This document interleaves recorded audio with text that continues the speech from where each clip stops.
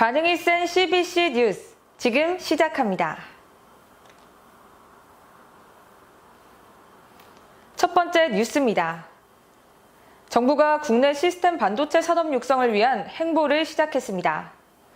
산업통상자원부는 23일 오후 2시께 성윤모 산업부 장관이 경기 판교에 위치한 팹리스 기업 넥스트칩 본사를 방문하고 지난달 30일 발표한 시스템 반도체 비전과 전략의 지원 방안을 공유할 예정이라고 밝혔습니다. 넥스트칩은 1997년에 설립된 팹리스 업체입니다.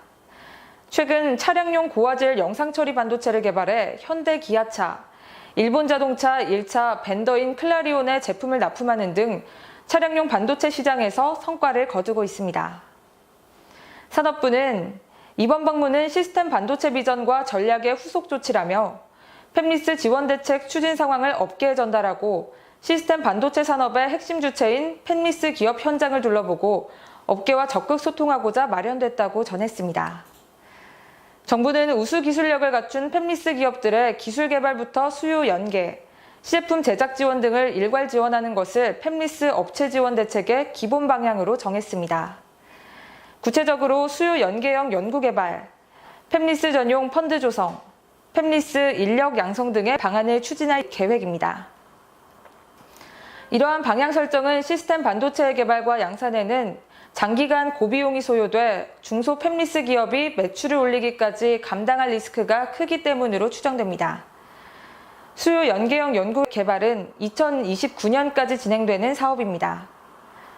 정부는 최근 차세대 지능형 반도체 기술 개발 사업에 총 1조 96억 원의 예산을 확보하고 자동차 바이오, 헬스 스마트 가전 등 5대 유망 분야의 시스템 반도체 설계 기술 개발에 2,705억 원을 투자한다는 방침을 세웠습니다. 정부는 수요기업과 국내 팹리스 간 연계 채널을 운영해 수요기업이 원하는 반도체 기술을 연구개발 과제화해 국내 팹리스를 통한 제품 개발이 이루어지도록 하는 정책도 추진할 계획입니다. 이 연구개발 과제에는 연간 최대 300억 원이 지원되며 올해는 넥스트 칩을 포함해 5개 과제에 32억 원을 배정했습니다. 팹리스 전용 펀드는 올해 8월 민간주도 팹리스 전용 펀드의 모펀드 운용사 선정과 업무 협약 체결 등을 통해 조성됐습니다. 정부는 기술력을 갖춘 팹리스 기업들이 집중 지원받을 수 있도록 국책 R&D 과제 수행 기업, 수출 및 공공부문 프로젝트 참여 기업, 얼라이언스 2.0 참여 기업 등을 우선 지원할 예정입니다. 나아가 팹리스 업계가 펀드를 적극적으로 활용할 수 있도록 펀드 활용에 대한 기업 IR 행사도 다음 달 중으로 개최할 계획입니다. 또한 팹리스 인력 양성을 위해 기업과 정부가 1대1로 매칭하는 기업 수요 맞춤형 인력 양성 사업을 시행하기로 했습니다. 올해 사업에는 삼성전자와 SK하이닉스, SK실트론 등이 참여할 예정이며 내년부터는 인력 양성 사업에 대기업뿐만 아니라 관심 있는 팹리스 업계도 참여할 수 있도록 1,400억 원 규모의 신규 예비 타당성 사업을 기획할 예정입니다. 아울러 팹리스 업계가 필요한 기술 개발 사업에 정부가 50% 자금을 매칭하고 대학원 석박사급 인력 창멸을 통한 설계 전문 인력 양성에도 나설 방침입니다.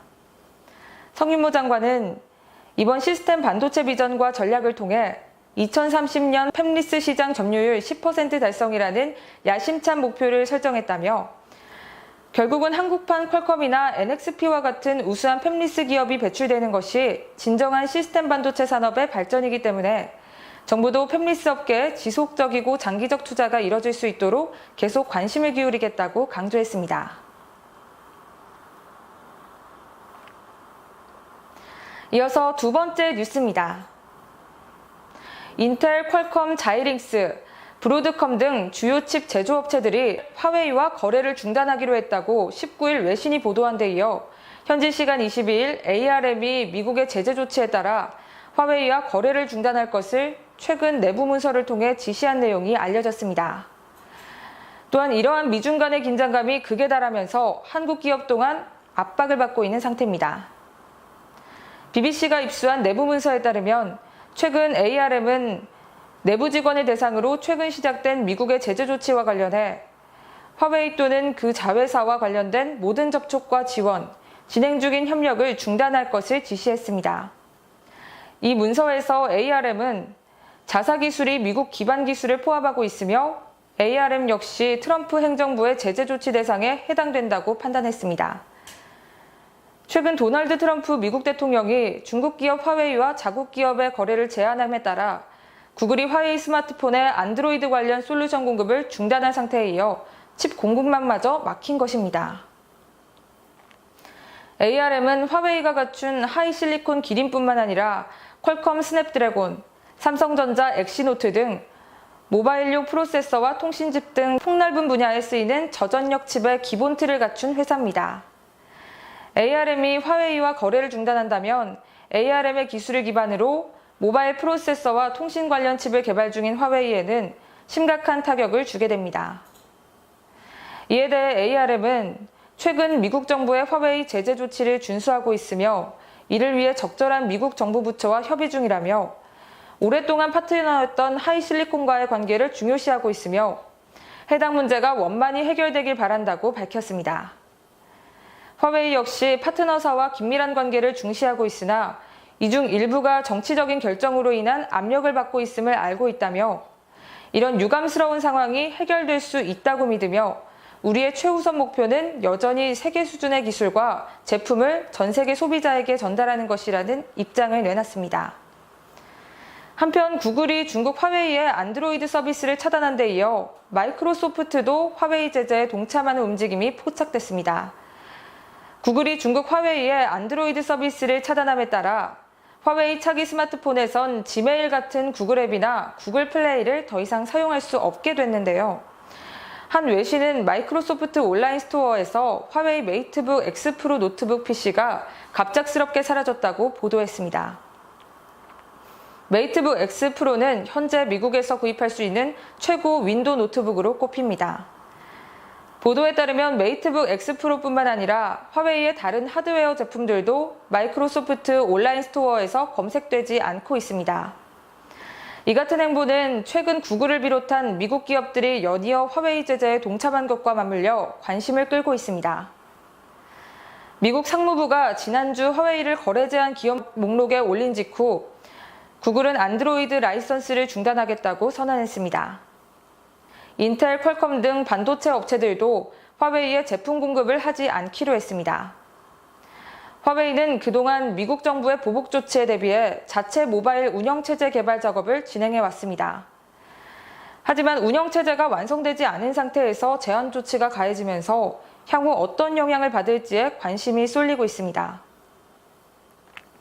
물론 기존 화웨이 폰 이용자들은 이런 서비스를 이용하는데 큰 문제가 없지만 화웨이 입장에선 신제품 마케팅을 사실상 하지 못하게 되기 때문에 타격이 불가피할 전망입니다. 또한 미국이 우리 정부에 수차례 중국 통신업체 화웨이 장비 퇴출에 동참해달라고 요구한 사실이 확인되면서 미중 전략 경쟁 사이에서 한국의 입지가 갈수록 좁아지고 있다는 우려가 나왔습니다. 정부 관계자는 이날 미국 인사들을 만나면 어느 급에서나 화웨이 장비를 사용하지 말아야 한다는 이야기를 한다고 확인했습니다. 정부는 이날 일단 미국의 공식적 요구가 아닌데다 민간 기업의 경영 활동에 개입하는 것은 부적절하다며 답을 미루고 있습니다. 하지만 미중 간 치킨 게임 양상이 장기화할 경우 미국이 화웨이 퇴출과 인도 태평양 전략 동참을 한국에 강하게 요구하면서 한국은 미중 사이에서 선택을 강요받는 상황에 놓여 진퇴양난의 모습을 보이고 있습니다.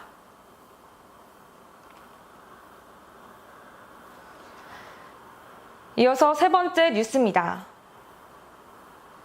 통합결제 전문기업 다날이 암호화폐 결제시장 선점을 위해 공격적인 행보에 나섰습니다. 자체 암호화폐 페이코인의 메인넷 수업과 동시에 PCI 결제가 가능한 온라인 가맹점 500곳을 확보했습니다. 상반기까지 PCI 결제가 가능한 가맹점 수를 8,000개로 늘린다는 계획입니다.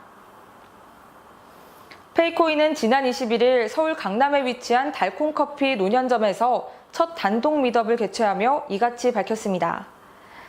다날 자회사인 페이코인은 결제부터 정산까지 관여하는 중간 사업자를 대폭 줄여 1% 수준의 낮은 수수료와 빠른 정산 주기를 제공하는 암호화폐 결제 플랫폼 페이 프로토콜을 제공합니다. 회사 이름과 동일한 자체 암호화폐 페이코인은 현재 암호화폐 거래소 후오비 코리아에 상장돼 있습니다. 이날 미더에서 김영일 페이코인 사업기획팀 과장은 단알 결제를 사용하고 있는 500개 가맹점에서 페이코인 결제가 가능해졌다며 아직 어떤 가맹점인지는 공개할 수 없지만 쇼핑몰을 이용하다 보면 페이코인을 발견할 수 있을 것이라고 말했습니다. 페이코인의 실제 결제 거래 서비스가 가능해진 것은 21일 메인넷 사업이 완료됐기 때문입니다.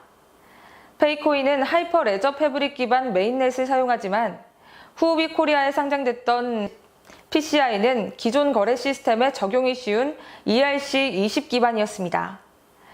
따라 이전에는 암호화폐 거래소에서 페이코인을 구매해 결제나 거래를 하지 못하고 에어드랍을 받은 페이코인으로만 결제가 가능했습니다. 하지만 메인넷 수합이 완료되면서 암호화폐 거래소에서 자사의 암호화폐 지갑인 페이 프로토콜 월렛에 PCI를 담을 수 있게 됐으며 이를 이용해 실제 결제, 거래 서비스가 가능하게 됐습니다. 황용택 페이코인 대표는 지금 페이 프로토콜에서는 페이코인만 사용할 수 있지만 장기적으로 다른 암호화폐도 페이 프로토콜 안에서 사용 가능하게 하려 한다고 덧붙였습니다. 페이코인은 지난 4월 페이코인 사용 가맹점으로 약 450여 개 도미노 피자와 240여 개의 달콤커피 매장이 결제 사용을 준비하고 있다고 밝힌 바 있습니다. 올 상반기 내 8천여 온라인 상점, 도미노 피자, 편의점 등 실생활에서 사용이 가능하도록 가맹점 연동 작업을 순차적으로 진행할 예정입니다. 이날 미더에서 페이코인은 향후 해외 진출 계획도 밝혔습니다. 황 대표는 내년에는 동남아시아와 일본 지역을 목표로 진출을 준비하고 있다며 단알이 미국이나 유럽 쪽 전자지급 결제 대행사와도 깊은 관련을 맺고 있기 때문에 향후에는 유럽이나 미국에도 적극적으로 진출하려고 준비하고 있다고 말했습니다. 이어 3세대 암호화폐의 가장 큰 고민은 이 암호화폐를 실생활에 어떻게 사용할 수 있느냐 하는 것이라며 페이코인은 암호화폐가 실제로 사용 가능한 결제 영역에서 비자와 같은 존재가 되겠다고 강조했습니다.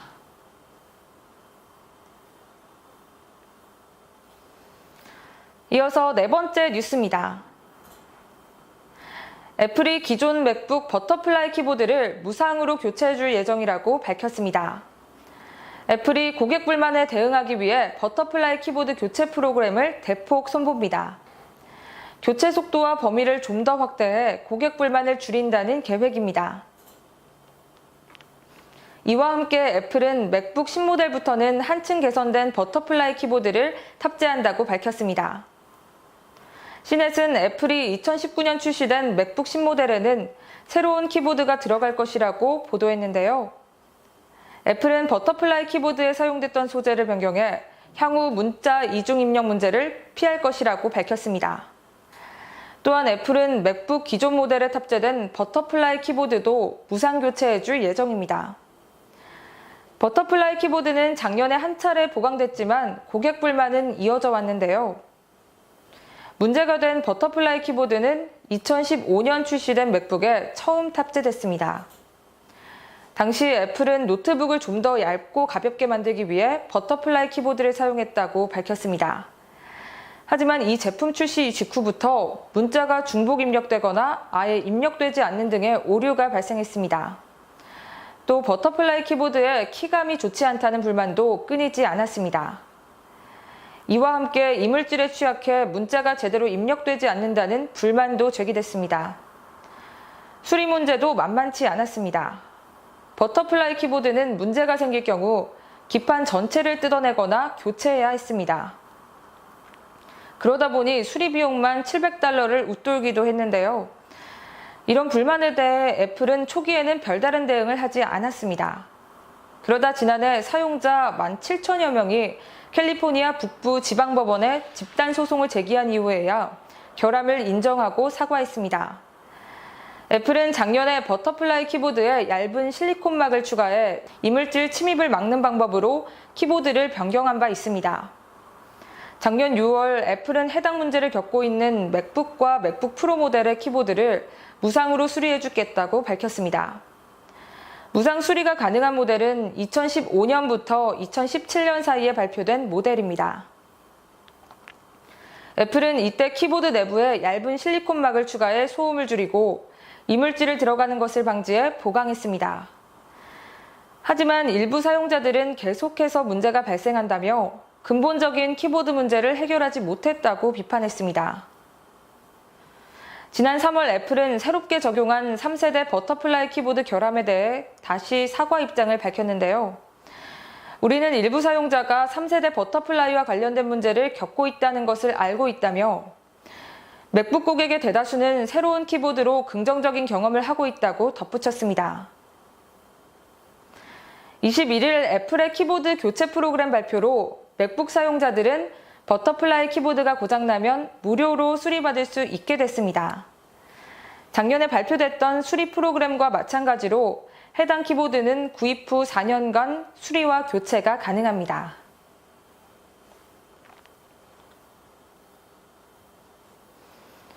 마지막으로 5번째 뉴스입니다.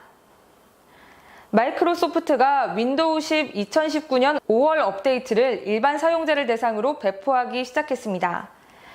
하지만 마이크로소프트가 측정을 기반으로 한 억제된 접근으로 배포한다고 밝힌 만큼 배포가 완료되기 전까진 시간이 걸릴 것으로 예상됩니다. 또한 마이크로소프트는 사용자의 PC가 윈도우 10 2018 10월 업데이트로 자동 업그레이드 되지 않아 구형 버전을 사용하고 있는 경우 2019년 11월 12일로 예정되어 있는 서비스 종료 시점이 다가오는 것을 기준으로 6월부터 업데이트가 시작될 것이라고 전했습니다. 윈도우 10 2019년 5월 업데이트를 받으려면 윈도우 10 설정 메뉴로 가서 업데이트 및 보안을 클릭하고 페이지 상단에 업데이트 확인을 클릭합니다. 윈도우 10 기능 업데이트 버전 1903이라는 안내문을 다운로드 및 설치를 클릭하면 백그라운드에서 다운로드가 진행됩니다. 다운로드 후에는 설치 프로세스를 완료할 시간을 선택하는 메뉴가 나타납니다. 다운로드를 선택하지 않은 경우 본지의 윈도우 10 업데이트 관리 가이드를 참고하는 것이 좋습니다. 기능 업데이트는 백그라운드에서 다운로드가 진행되며 사용 시간을 관리해서 업데이트 설치에 대비할 수 있습니다. 가장 안전한 방법은 수동으로 다운로드할 날짜를 결정하고 PC를 사용하지 않는 시간으로 일정을 잡아주는 것이 안전합니다.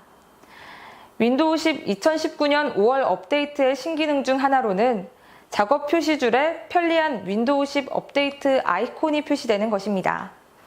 이 기능은 미래의 업데이트가 언제 되는지, 재시작이 필요한지를 시각적으로 알려줍니다. 또한 윈도우 10 5월 업데이트는 PC를 사용 중일 때를 추론하고 이에 따라 사용 시간을 구성합니다. 한편 이번 업데이트는 이외에도 여러 기능이 포함되어 있는데요. 미국 IT 매체 더버지는 22일 윈도우 10 업데이트에 추가된 새로운 기능들을 소개했습니다. 첫 번째로는 시각적으로 가장 눈길을 끄는 라이트 테마입니다. 새롭게 변경된 기본 바탕화면 디자인이 새롭게 적용된 라이트 테마와 잘 어우러지는 모습을 보이는데요.